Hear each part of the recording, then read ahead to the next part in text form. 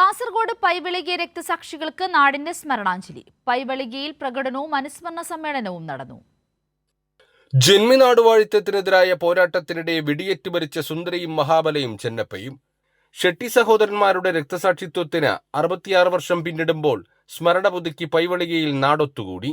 അനുസ്മരണ സമ്മേളനം CPIM സംസ്ഥാന സെക്രട്ടേറിയറ്റ് അംഗം PK ബിജു ഉദ്ഘാടനം ചെയ്തു.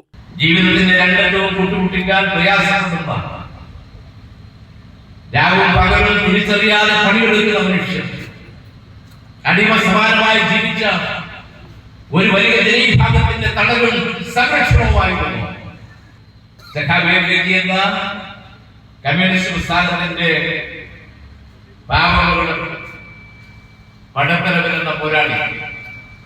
ബോളങ്കലിയിലെ സ്മൃതി മണ്ഡപത്തിൽ പതാകയുയർത്തി പുഷ്പാർച്ചന നടത്തി. പൈവെളികയിൽ നടന്ന പ്രകടനത്തിൽ നൂറുകണക്കിന് പേർ അണിനിരന്നു. കൈരളി ന്യൂസ്, കാസർഗോഡ്.